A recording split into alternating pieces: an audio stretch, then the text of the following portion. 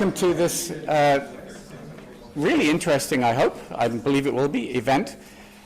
It's, for those of you who don't know, although most of my graduate students will know, this is part of the summer workshop of the Academic Council on the UN system, ACUNS, and we're partnering with our German colleagues for this event and for a career event tomorrow morning. ACUNS is the academic association for folks, for scholars and practitioners interested in thinking about what the UN is and what the UN does. We're hosted here at the Balsillie School for International Affairs, also with the excellent support of Wilfrid Laurier University, because this is being recorded, so I want my associate, my VP academic to know. I'm happy that everybody's got a chance to come along today.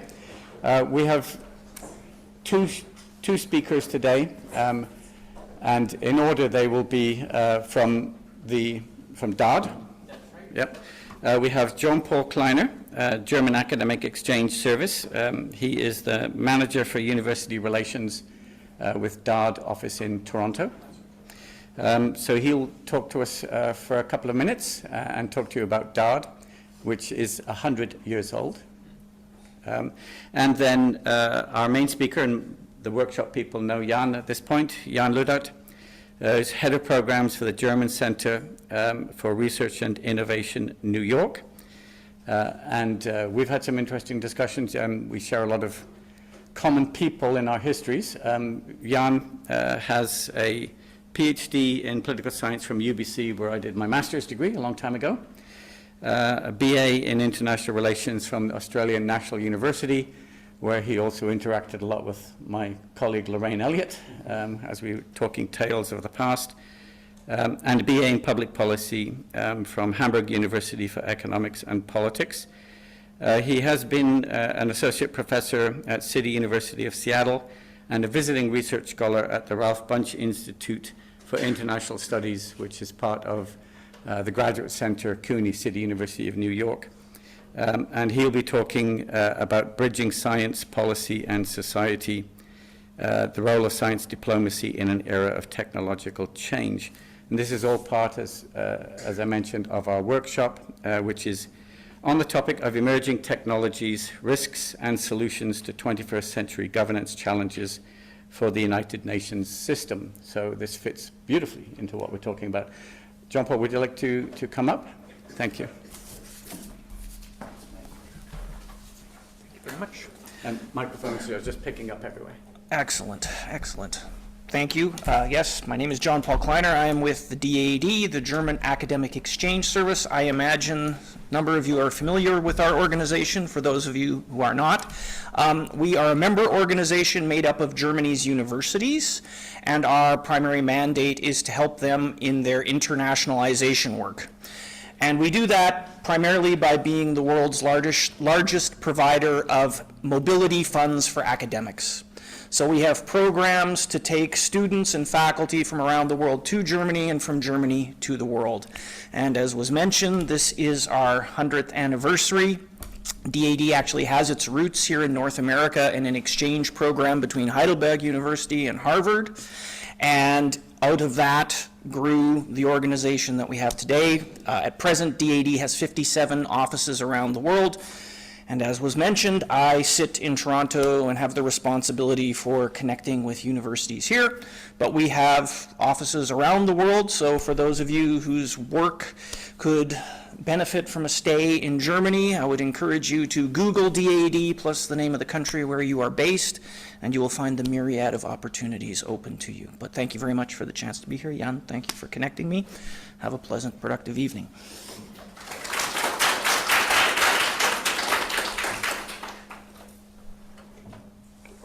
Hello again to all of you in the workshop and everybody else who came at this warm evening. I decided to take my jacket off because I was getting really hot, so I'm going to acclimatize.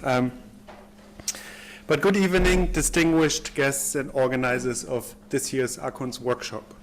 Thank you for inviting me. It's really an honor to be here at the Balsillie School of International Affairs in the heart of Waterloo. As someone who had the privilege to conduct my doctoral research at the University of British Columbia. It is great to be back in Canada. We gather at a pivotal moment, an era defined by rapid and transformative advancement of emerging technologies and a complex web of global challenges that demand our attention. This is the very nexus we explore at the German Center for Research and Innovation in New York, where I currently work as head of programs. And the DAD is our mothership. We have 6 centers in the world, 2 of which are here in the United States, in North America, San Francisco, New York. We have centers in New Delhi, Tokyo, Sao Paulo, as well as a center in Moscow, albeit this is being in hiatus. But the reason I'm here today is to talk about how innovations in artificial intelligence, quantum computing, the life sciences, biointelligence, and neuroscience are not merely academic curiosities, and many of the workshop participants with your incredible research are testament to how these are reshaping global governance. The focus of this year's ACUNS workshop. These are all altering our economic systems and fundamentally restructuring societal norms and creating new power differentials. This rapid technological evolution presents both unprecedented opportunities and profound challenges for the field of science diplomacy. As I have argued, the traditional focus on science diplomacy, fostering research collaboration and knowledge exchange, is now being significantly reshaped by geopolitical polarization, realpolitik, the increasing drive for competition, and deep-seated concerns over economic influence. Consider the recent pandemic. It served as a stark reminder of how science can either unite nations in a shared pursuit of solutions or exacerbate existing divisions. The rapid development of mRNA vaccines, while a testament to international biotech collaboration, also exposed the urgent need for equitable technology sharing and global access. This exemplifies the critical role of science diplomacy in navigating the complex landscape of global health security. As I have argued, several key transformative trends are reshaping science diplomacy. Rising geopolitical tension are increasingly influencing science collaboration, with policy shifts affecting cross-border research efforts. The response to Russia's 2022 invasion of Ukraine, where major European research institutions severed collaborations, starkly illustrates how global crises disrupt scientific partnerships. Strategic rivalries, such as those between the United States and China, have led to increased scrutiny of joint research projects, particularly in sensitive areas like AI and semiconductor technology.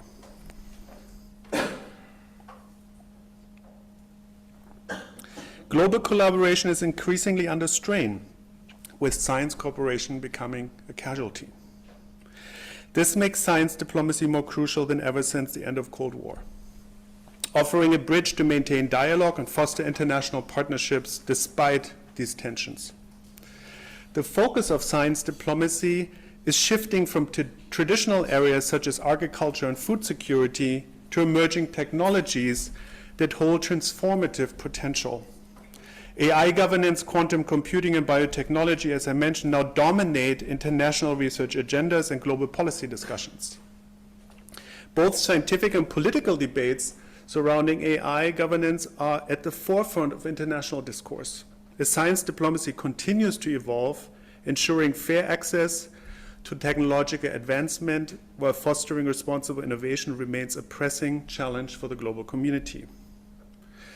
And especially the notion of uncertainty has become a focus of mine. We think about uncertainty as sort of an issue we have to overcome in our research, in our policy making. But uncertainty is no longer a bug in the system, it's a systemic feature. Science diplomacy is no longer solely driven by governments. Private technology firms, philanthropic organizations, and scientific networks are taking key roles. Big tech companies are spearheading advancements in AI and quantum computing, often forming international research partnerships independent of government oversight. Philanthropic organizations contribute significantly to global science diplomacy by funding projects in health, climate resilience, and sustainable development. Private sector actors are playing an increasing independent role in science diplomacy, often shaping global innovation ecosystems through their own initiatives and research agendas, rather than through traditional government-led partnerships.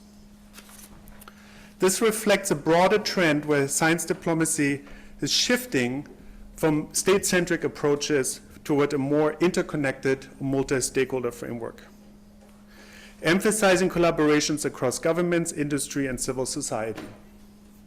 This raises critical questions about the balance of power between public and private sectors in shaping the future of technology and its impact on global society. We're truly living in a crowded field. Scientific advancements are also being leveraged for diplomatic purposes, illustrating science in diplomacy. Emerging fields such as peace tech and diplotech harness technologies like AI to support international negotiations and peace processes. For example, big data mining is being applied to conflict prevention. AI-powered language models assist in international policy negotiation simulations. And satellite imagery is used to predict and address climate change impacts. However, these technologies often possess dual-use capabilities. And if I understand correctly, you spent a whole afternoon talking about dual use yesterday. With military applications often advancing more rapidly than their peaceful approaches. The field of peace tech and diplotech reflect this shift, as emerging technologies are increasingly adapted to support international negotiations, conflict resolution, and crisis prevention. This dual-use nature of emerging technologies underscores the importance of governance frameworks that ensure the ethical application in science diplomacy while mitigating potential security risks.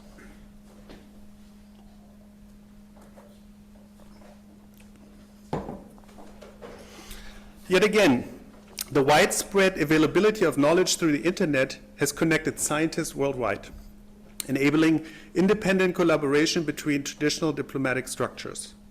The strong open science movement has facilitated international science cooperation. The DED is testament over 100 years, often serving as a safety net when state-to-state collaboration is disputed due to political tensions. And I don't need to spell it out. The UNESCO recommendations on open science encourages publicly funded research to be accessible, reinforcing these types of global networks. Digital platforms such as the European Open Science Cloud further facilitate scientific exchanges, reducing barriers to cooperation. As a result, science diplomacy is increasingly independent of state support, with scientists collaborating beyond traditional diplomatic structures. This reflects another broader shift in diplomacy, where international cooperation is shaped by decentralized networks of scientific communities, private actors, and global institutions, enabled by digital platforms and the open science movement. To navigate this evolving landscape, we must implement strategic policy measures. As I have argued, we need to adapt science diplomacy to such a fragmented world, maintaining open channels for dialogue and cooperation. As global scientific collaboration becomes strained due to these tensions, we must support independent scientific networks and multilateral organizations to develop flexible and agile collaboration. We must also strengthen the governance of dual-use technologies, balancing innovation with security concerns, and recognizing the importance of research security is another important field that we are involved in. By supporting independent scientific collaboration, acknowledging the growing influence of non-state and private actor entities, and promoting resilient open science networks, reinforcing open science initiatives as a means of ensuring continued international collaboration. In a world of political and ideological divides, science diplomacy offers a unique pathway to foster collaboration and build trust. By establishing common ground through shared scientific inquiry, nations can transcend political differences and address pressing global challenges. Science, with its inherent emphasis on evidence-based reasoning and objective analysis and falsification, provides a platform for dialogue and consensus building. When scientists from rival nations work together on projects like climate research or pandemic preparedness, they not only advance scientific knowledge, but also cultivate relationships that can mitigate political tensions.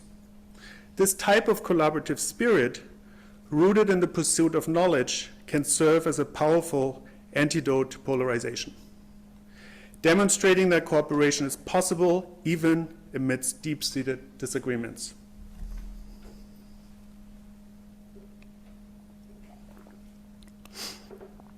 And I think, looking back at the Cold War and the Antarctic Treaty or the International Space Station, we have some really powerful examples.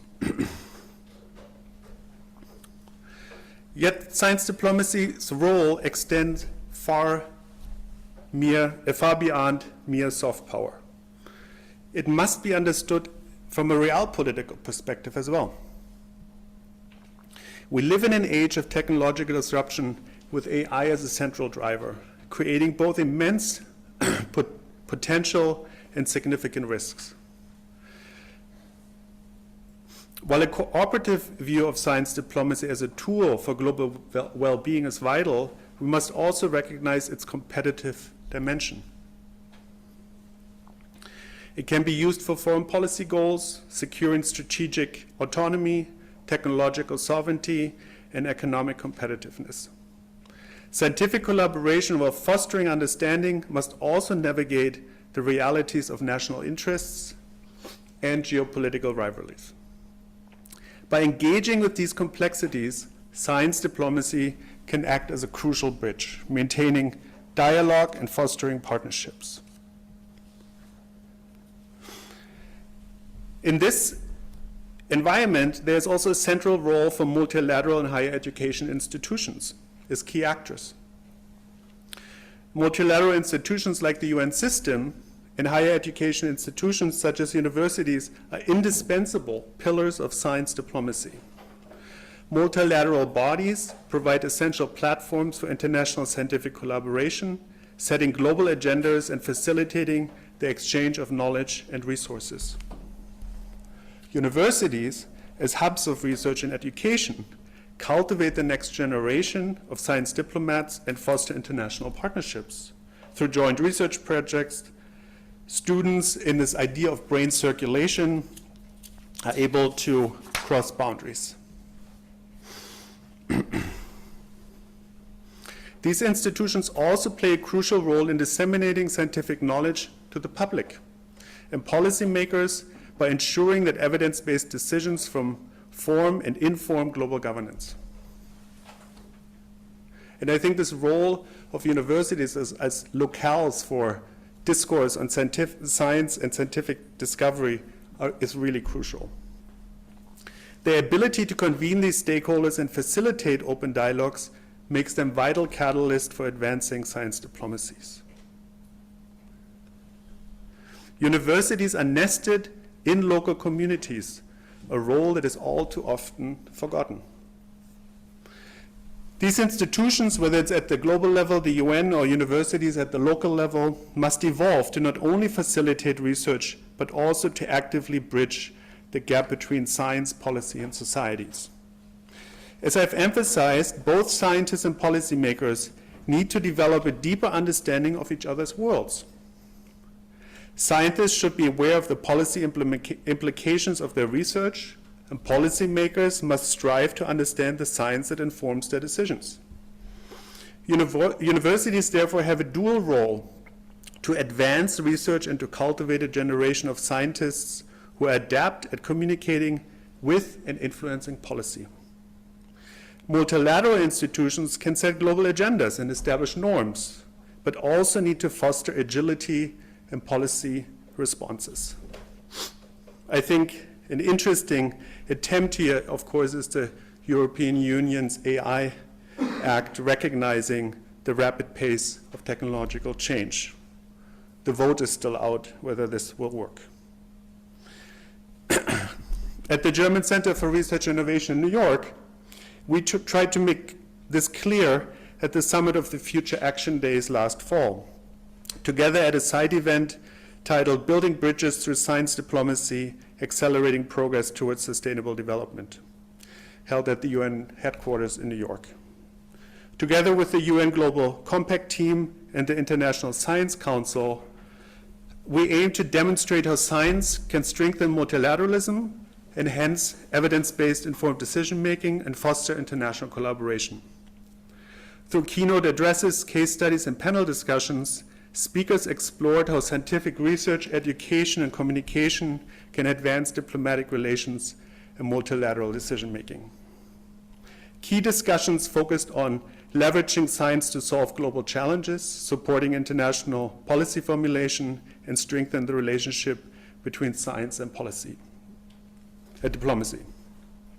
The event sought to galvanize support for deeper engagement between the global science community and multilateral decision makers, emphasizing the continued need for cross-border cooperation and partnerships between the global north and global south to ensure a sustainable future.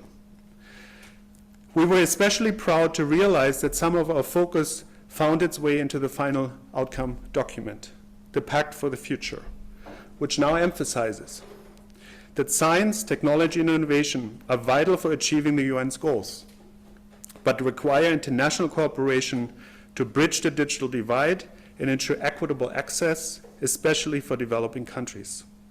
While SDI offers immense potential for sustainable development, it also poses risks, including exacerbating inequalities and impacting human rights. Therefore, responsible management and ethical use are crucial. The UN emphasizes fostering an open and inclusive environment for STI, increasing its use in policymaking and scaling up support for developing countries to build their STI capabilities. This includes promoting open science, technology transfer, and private sector investment, while also ensuring human rights and gender equality are protected and advanced. The UN also recognizes, rightly, the importance of indigenous, traditional, and local knowledge, and seeks to strengthen its role in supporting global STI cooperation. Now I want to focus in the last part about sort of two ways in which this can be even fostered deeper. One is how to use public-private partnerships and corporate influence in reshaping international scientific governance. Public-private partnerships are increasingly involved in scientific governance. Indeed, a colleague of ours, Simon Liepold, there's now a liaison office of Microsoft at the UN. So we actually have private actors now clearly engaging with global governance initiatives, as they are bringing their significant resources, expertise to the table. This dynamic, however, introduces complexities. While collaborations can accelerate innovation and address global challenges more efficiently, the influence of global corporate actors also raises concerns about transparency and equitable access to scientific advancements. The need to balance the benefits of private sector involvement with the imperative of safeguarding public interest is crucial. Establishing clear ethical guidelines and regulatory frameworks is essential to ensuring that corporate influence aligns with broader societal goals and scientific governance remains accountable. On this front, we're clearly behind the curve. We must consider the strategic agendas and commercial interests that drive these partnerships. Moreover, as I've noted, we must also consider the growing influence of actors from the global south, who are shaping the landscape of science diplomacy in important ways. Tantamount here is to establish these ethical guidelines and regulatory frameworks that ensure partnerships align with these accountability goals. Science diplomacy must become more multilateral and diverse, recognizing and integrating the perspectives of new and influential players, as well, and most importantly, underrepresented actors. Finally, how to address the growing tension between national security concerns and open science collaboration.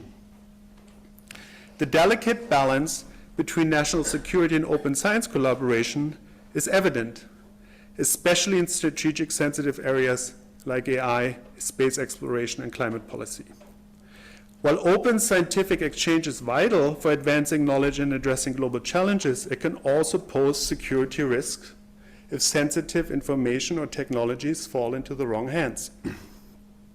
This tension is particularly acute in AI development, where the potential for dual-use application raises concerns about military applications. Similarly, space exploration and climate policies involve technologies and data that can have significant national security implications. Finding a way to reconcile the need for security with the benefits of open collaboration requires careful consideration of transparency, data sharing, and integrity protocols and international agreements that promote responsible innovation and mitigate potential security risks. Open science must be risk aware. This requires agile methods and structures that allow us to respond effectively. Scientific research, especially in dual-use technologies, must be communicated transparently, clearly outlining potential risks and benefits. Simultaneously, policymakers must communicate how evidence-based findings inform their decisions, building public trust. The challenge lies in ensuring that society can competently process this information.